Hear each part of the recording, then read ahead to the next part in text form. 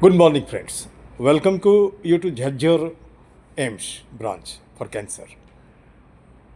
मैं 2-3 बार इधर आया हूँ, देखकर तकलीफ़ होती है। चलो बुज़ुर्गों को हो गया कैंसर तो कोई बात नहीं, लेकिन छोटे छोटे बच्चों को भी कैंसर हो रहा है। कारण क्या है, क्या बताएंगे उसके बारे में? 7 साल 8 साल 10 साल उसके माथे के बाल ख़त्म हो गए, वो कीमो कराने आते हैं यहाँ। क्या बता सकते हैं, क्या रीज़न है इसके पीछे? सर उसका रीज़न तो ये कैंसर पता नहीं चल पाता लोगों को। लेकिन मैं बता दे रहा हूँ, जी। खान पान, रहन सहन। उन बच्चों से पूछो आप क्या खाते थे, बोलेगा पिज्ज़ा बर्गर चाउमीन, है ना। उसमें क्या रहता है मुझे बताने की ज़रूरत नहीं है। आपके जैसा जवान बगैर में बैठा था, उसको भी यहाँ पे ट्यूमर था। उससे पूछा भैया तू क्या करता है, तू क्या खाता? IT engineer. अच्छा। वो भी वही खाता है, बर्गर पिज़्ज़ा लाइक दैट। तो ये तो ठीक ठाक है। और मैं आपके माध्यम से उन लोगों को बोलना चाहता हूँ, कहावत है, जैसा खाओ अन्न वैसा होगा मन।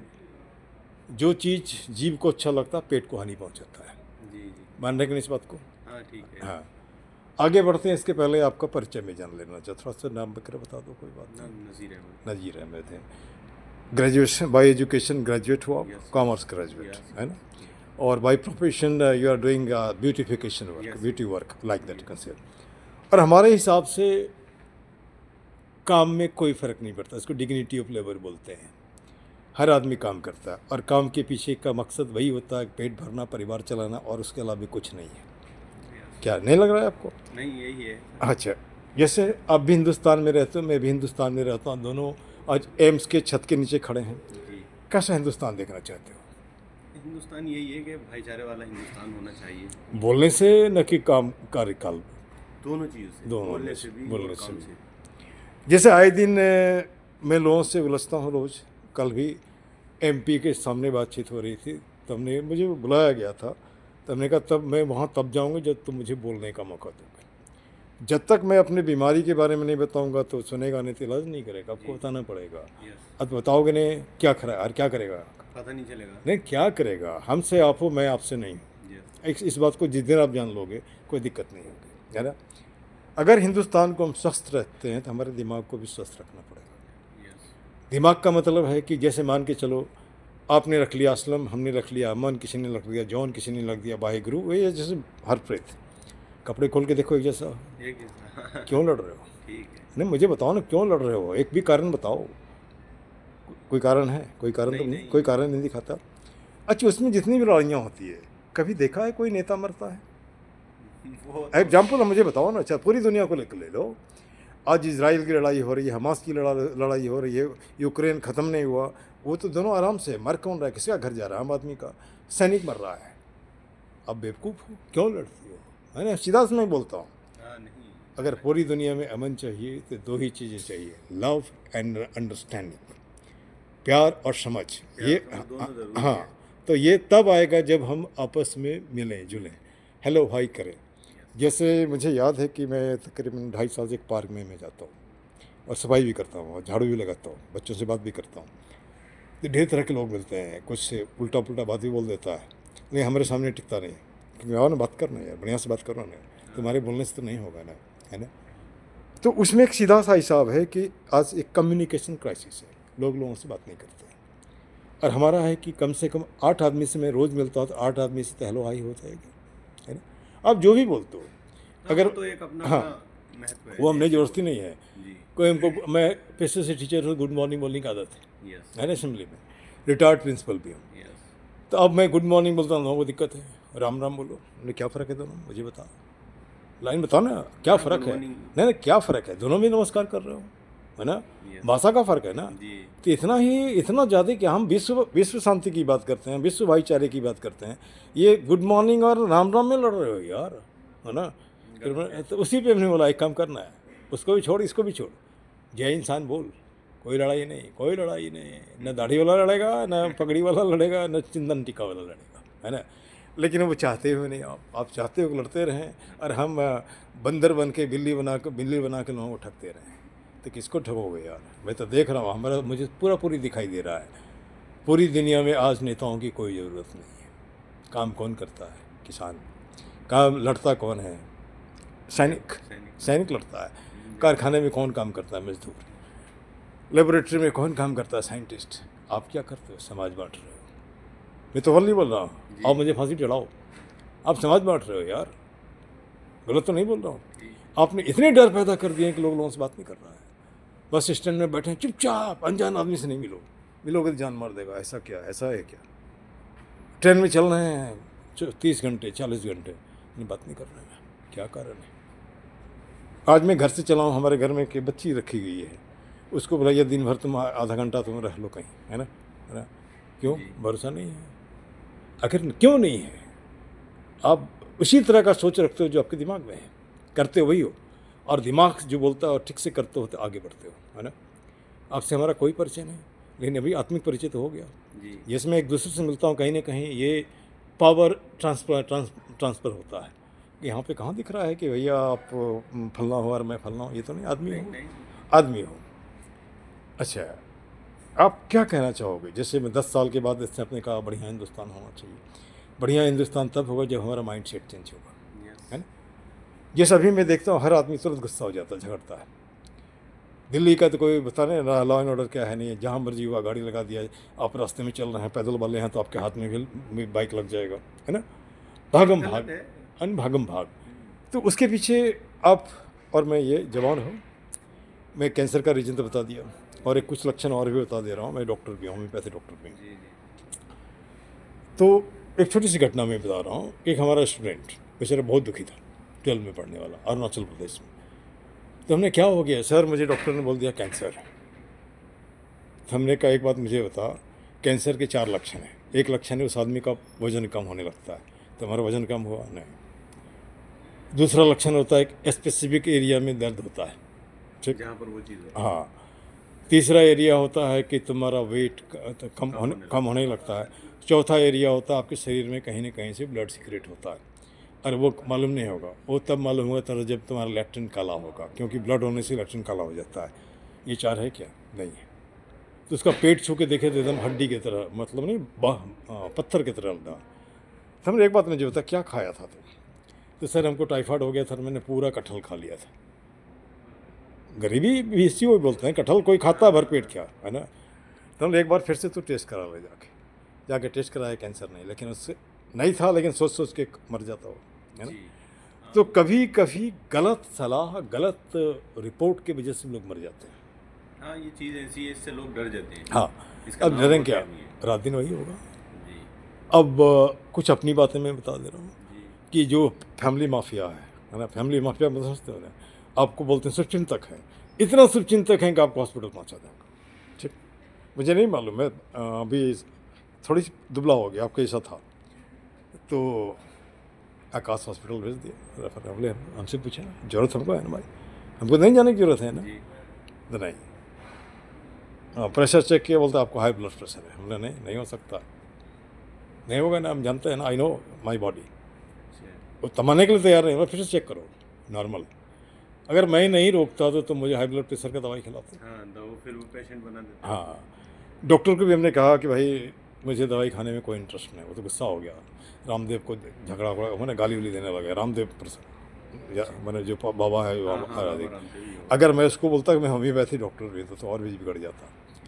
तो हमने कहा आपके एलोपैथी दवाई से मैं शिकायत नहीं कर रहा हूँ, माथे में टिंग होने लगता है, पैर में टिंग होना, झिंझिने होने लगता है, इसकी ज़रूरत ऐसा तो नहीं होना चाहिए ना, कुछ तो होना चाहिए।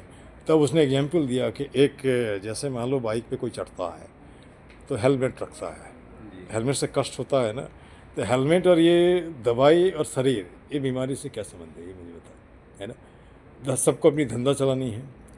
अब जैसे एग्जाम्पल ले लो, मैंने 108 बार अल्लाह अल्लाह किया या राम राम जो भी किया, जो भी किया, जिसको जो मानते हैं, है ना? माथे में दर्द है, एनासिन किसी ने दिया, किसी ने बेलाडोना दिया होम्योपैथी का, किसी ने कोई फक्की दे दिया, किसी ने अजवाइन खिला दिया, और उसके बाद माथा दर्द खत्म हो जाता है।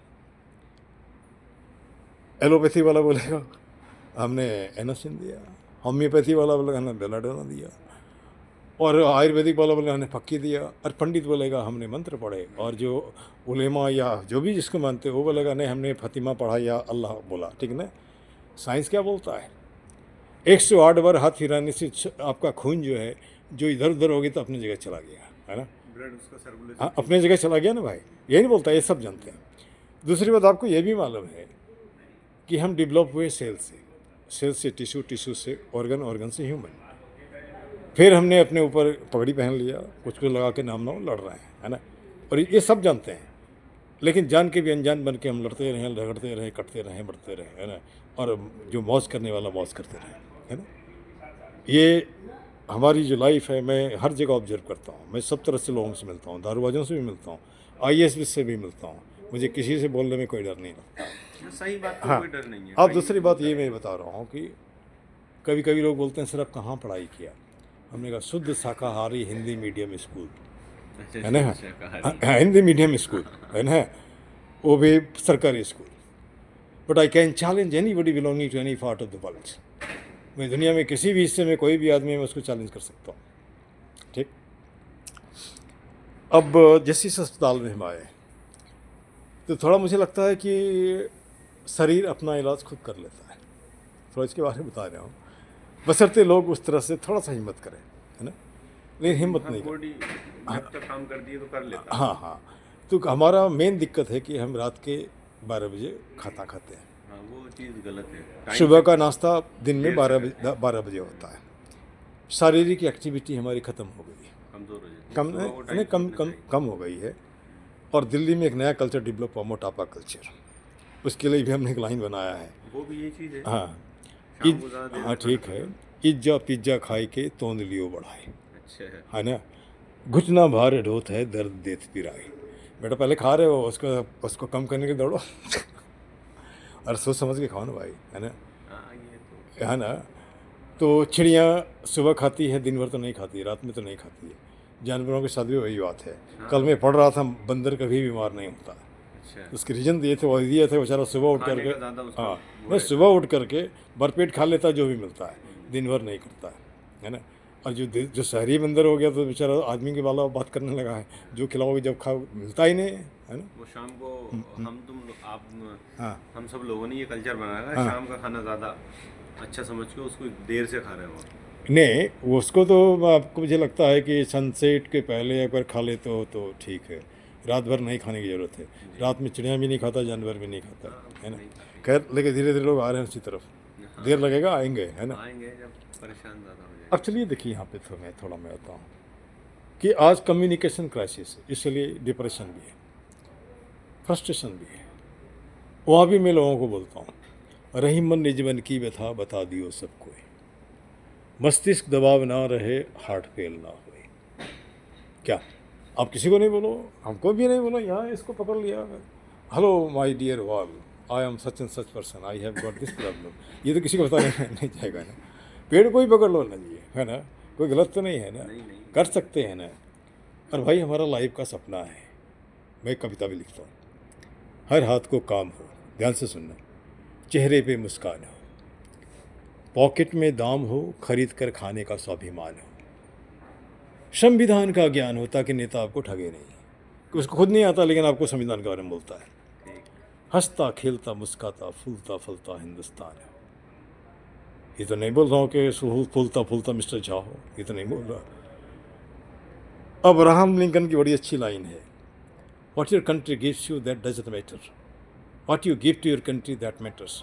आपका देश आपको क्या देता है उसका कोई मतलब नहीं रखता, लेकिन आप अपने देश को क्या देते क्या हो देते हैं मैं। मतलब रखता है, बहुत रखता है ना। अब थोड़ा सा आपके पैसे पे आ रहा हूँ। जो भी कर रहे हैं कोई बात नहीं, मैं बच्चों से पूछता भी हूँ कि बेटा एक बात बता, एक IAS से और एक मज़दूर में क्या फ़र्क है, तो अपने बारे में बताता है, हम देख बेटा कोई फ़र्क नहीं है, दोनों शादी करता है, दोनों बच्चे पैदा करता है, रिप्रोडक्शन करता है, खाना वही खाता है। फ़र्क इतना है कि एक टेबल पे बैठ के खाता है, एक नीचे बैठ के खाता है। उसके अलावा भी मुझे बताओ क्या फ़र्क है। हाँ, एक धौंस दिखाता है, दूसरा धौंस चाहता है, 2 लाइन में ख़त्म। हाँ, दो लाइन। यही काबिलियत है वो। सच तो यही है ना। अच्छा, जिस दिन हम इससे इस लेवल को हटा दें तो आदमी से प्यार करने लगेगा, हाँ, है ना। तो मत में दिमाग में कीड़ा घुसा हुआ है, हम प्रिंसिपल हैं। अरे प्रिंसिपल स्कूल में है ना, ये रोड पे भी प्रिंसिपल हो क्या। हाँ, IAS ऑफिस में है ना, कि रोड पे भी से मारा तो लोग सलामी ठोक गया आके। अब मैं दिल्ली कल्चर में, इसको नहीं पता, फिर भी मैंने एक क्लिनिक खोल रखा है, चूँकि 25 साल से मैं इसमें।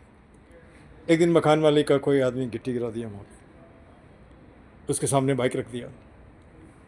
फिर हमने उसको पहले मना किया, तो मना करने के बाद उसने कहा आपको थप्पड़ मारेंगे। हमने मार के देख, मैंने 1.5 लाख बच्चे को पढ़ाया, यहीं दिल्ली में तुमको 500 इकट्ठा कर देंगे, है ना।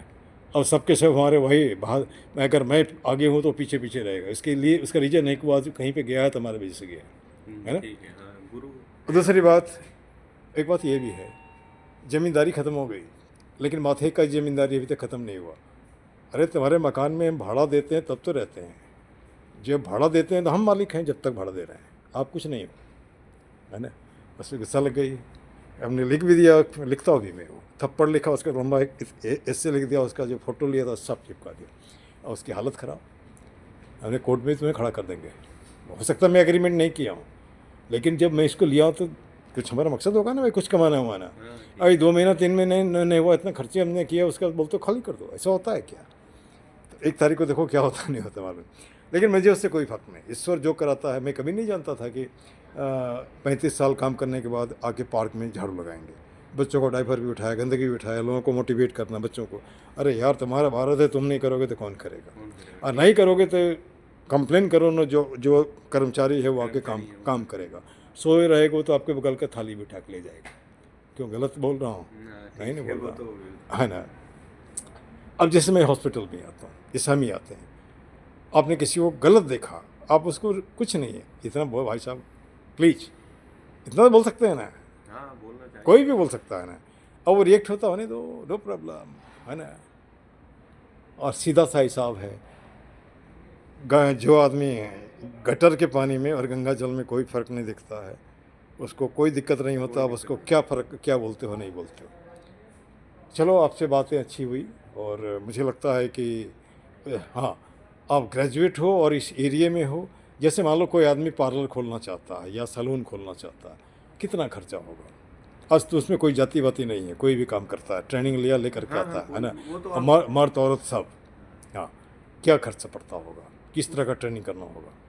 उसमें पहले तो काम को सीखना ज़रूरी है। सीखने के लिए क्या सैलून जाना होगा ना, कि कोई एजुकेशनल इंस्टीट्यूट? सैलून जाना है उसमें। अच्छा अच्छा, जो सैलून जाने में क्या पैसे भी लगते हैं? हाँ जी, पैसे भी जो बड़े बड़े सैलून है वो चार्ज करते हैं। कितने लगते हैं लगभग, क्या बोलते हैं? मोटा मोटी अप्रॉक्सीमेट?